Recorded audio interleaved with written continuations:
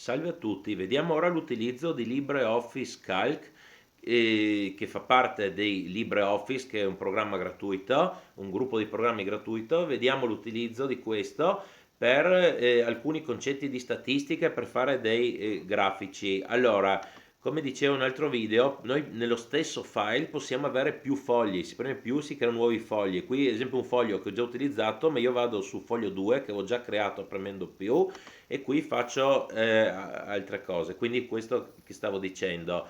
Allora, adesso immaginiamo l'esempio di una palestra e classifichiamo per età gli utenti a palestra. Età, utenti,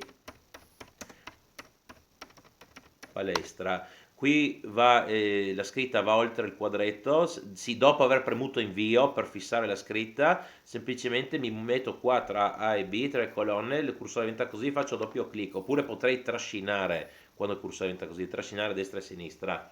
Allora, adesso diciamo che in questa palestra abbiamo persone di età 18, 19, 20, 21 anni e supponiamo anche per semplicità che ci siano solo queste persone e basta. Allora, adesso eh, mettiamo le frequenze. Allora, frequenza di solito si indica con F maiuscolo. Cos'è la frequenza? Indica e qui anche la dato, indica quante volte si presenta un dato. Quindi adesso me le invento, ovviamente sono i dati che abbiamo, i dati iniziali. Boh, facciamo così: 38, 54, 33, 25. Allora, significa la frequenza quante volte si ripete il dato. Quindi si ripete 38 volte il dato 18 anni. In pratica significa che ci sono 38 utenti di 18 anni, 54 utenti di 19 anni, 33 utenti di 20 anni e così via. Ok, allora adesso vediamo intanto subito, ci può servire quanti sono tutti gli utenti, quindi la somma di tutte queste frequenze. Allora è uguale somma, apro parentesi e seleziono questi valori. Quindi, boh, ci sono 150 utenti. Allora, adesso possiamo fare altre considerazioni statistiche, però se no prima vediamo già subito di fare un grafico a torta di questa cosa. Allora, prima di fare il grafico, selezionate i dati sui quali sarà basato il grafico, perché sul foglio potrebbe esserci tantissimi dati, ma il programma deve sapere quali utilizzare per fare il grafico. Ho selezionato queste, adesso, no. Ho selezionato queste due colonne. Allora, adesso, boh, intanto cambio anche lo zoom, giusto perché sennò poi non riuscite a vedere bene il grafico. Zoom, lo porto prima al 150%, lo porto al 100%, ok? Allora, quindi ho selezionato i dati, adesso scelgo inserisci grafico. Bisogna aspettare un attimo. Allora, io consiglio qua questa sbarra di spostarla perché così si vede meglio l'anteprima del grafico che sta già creando. Diciamo che vogliamo fare un grafico a torta e vogliamo dargli aspetto 3D, che è più bello. Adesso poi ci sono anche tante altre opzioni che uno può provare, sperimentare. Comunque vediamo le cose più elementari. Successivo, andiamo avanti. Allora, vedete che qua scrive 1, 2, 3, 4 perché i dati 1, 2, 3, 4, cioè non è bello così, no? Perché noi vogliamo dargli un significato. Queste fette a torta cosa rappresentano? Quanti ce ne sono di 18 anni, 19, 20, 21? Allora vorremmo che si vede proprio questa colonna. Questa è la prima colonna. Allora, la prima colonna come didascalia e togliamo la prima riga come didascalia. Vedete adesso scrive 18, 19, 20, 21, l'età di utenti a palestra.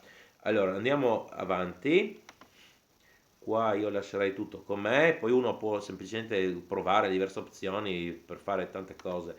Allora qua diciamo può essere bello mettere un titolo al nostro grafico, anche perché il grafico potremmo doverlo esportare e quindi è anche bene che abbia un titolo. Vedete anche qua, qui abbiamo la leggenda che sarebbe questa, si può addirittura togliere volendo. Adesso, no, sì, ok, però è bello averla. E poi si può mettere a destra, è già predefinito a destra, io adesso la lascerei a destra. Ecco qua, adesso fine. Allora, adesso cliccate su una cella che sta fuori dal grafico, così il grafico adesso si fissa. Allora, adesso io premo qua dentro il grafico, clicco e lo sposto, almeno per non andarmi a coprire la tabella che ho già fatto, perché vorrei che il grafico non mi coprisse la tabella. Ok. Allora, adesso si possono anche qua fare delle modifiche sul grafico. Boh, di nuovo adesso che l'ho spostato, clicco fuori qua. Certo, qua bisogna un po' provare queste cose. Allora, ad esempio, una cosa che è bello vedere, allora facciamo clic qua. Allora, magari non è facilissimo, bisogna fare un po' di tentativi per riuscire a selezionare qui le singole fette della torta. Dovete fare un po' di tentativi col mouse, non è facilissimo, ma si riesce. Vedete, si seleziona singole fette a torta. E cosa si può fare? Ad esempio, si possono. Allora, per sbaglio ho cliccato. Allora, le singole fette si possono spostare. Vedete com'è? Come viene? Si possono spostare. Oppure adesso le rimettiamo a posto. Un'altra cosa che può essere utile per un bel grafico è che gli cambiamo il colore. Qua adesso su questa fetta faccio doppio clic e qui metto un altro colore, ad esempio, c'è quel colore attivo e il nuovo colore. E così abbiamo cambiato il colore di questo. Ed è allora una cosa che può essere molto utile se noi vogliamo creare un grafico con questo programma, però poi questo grafico noi vogliamo inserirlo in una nostra presentazione, in un nostro file di testo, sarebbe bene poter esportare questo grafico. Allora come facciamo? Allora intanto dicevo clicchiamo fuori, adesso clicchiamo sul grafico, cioè clicchiamo col tasto destro, scegliamo copia e adesso apriamo un programma di grafica, un programma qualsiasi, per esempio un programma che è già incluso dentro Windows, che è gratuito, è Paint. Sia uno può qua sulla ricerca digita Paint, io avevo cercato già prima, ok? C'era già Paint. Anche questo è il programma gratuito che è incluso e qua semplicemente possiamo premere incolla. Però vedete che qui c'è tanto bordo bianco, dipende come avete impostato Paint, c'è tanto bordo bianco intorno e ci può disturbare. Allora come si risolve questo problema? Semplicemente qua andiamo in ridimensiona, cioè rimpiccioliamo, no? Qua mettiamo 10% o 1%, dipende se è molto grande l'area mettete 1%, se no 10% ci basta, che riduce tutto al 10%. Adesso facciamo di nuovo incolla. Adesso mi va a farlo cioè me lo va a allargare alla grandezza giusta. Bene, adesso questo appunto è un'immagine che io posso salvare, no? File, salva con nome, potrei salvarlo ad esempio come immagine JPEG e quindi ho il file di immagine che poi posso inserire in una mia presentazione oppure in un mio file di testo. Boh, torniamo al foglio di calcolo. Oltre alla frequenza, io potrei calcolare la frequenza relativa.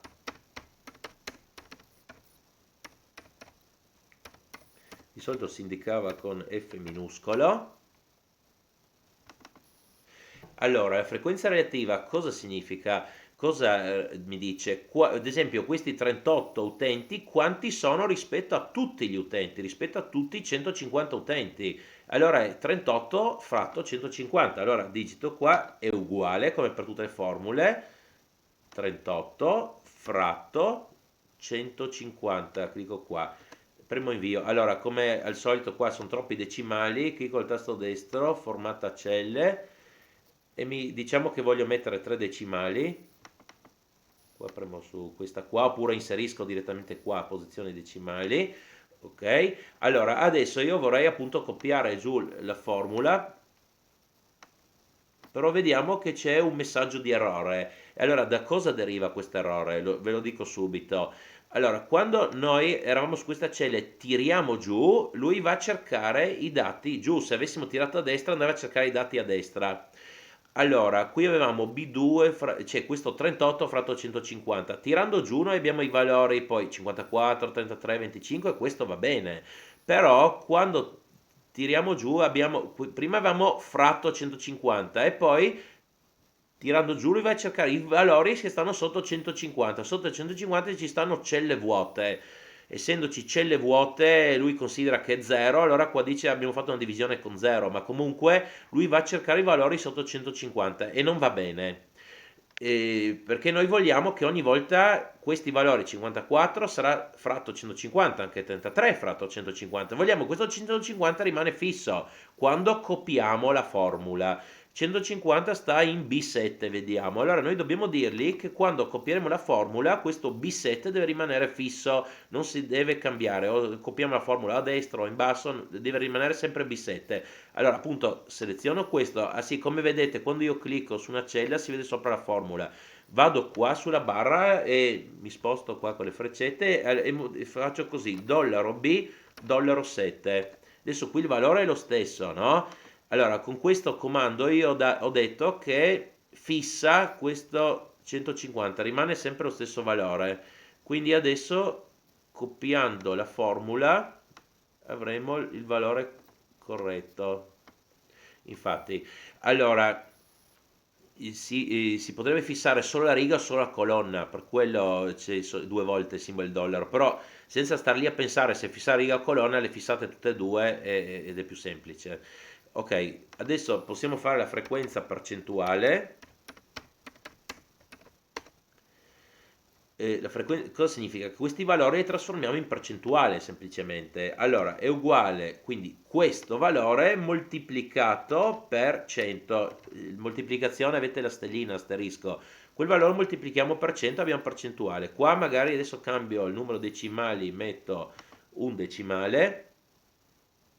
Aspettiamo, apre un decimale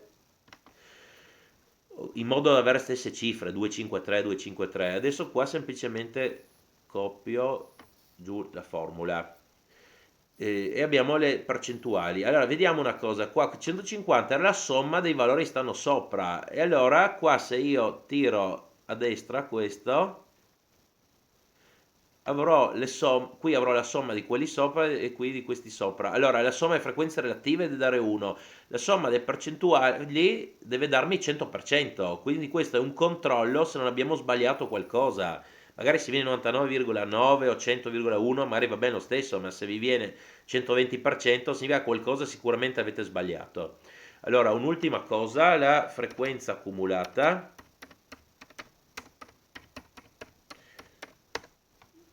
Cos'è la frequenza accumulata? Allora ci dice in questo caso, ad esempio, la frequenza accumulata qui mi dice quanti utenti hanno un'età minore o uguale a 19 anni, quanti utenti hanno un'età minore o uguale a 20 anni, quindi si vanno a sommare una ad una le frequenze. La prima frequenza accumulata è uguale sempre alla prima frequenza assoluta, perché quanti utenti hanno un'età minore o uguale a 18 anni? Quelli che hanno 18 anni.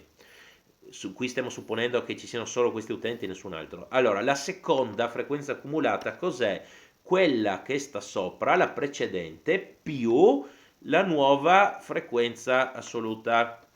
Allora, guardate, è vero che qua scrive 38, anche qua scrive 38, ma quando calcolate questa non dovete mettere questa cella qui, perché sennò vi darà errore, perché le frequenze accumulate calcolarle con quelle che stanno sopra di esso. Quindi vedete E2 più B3.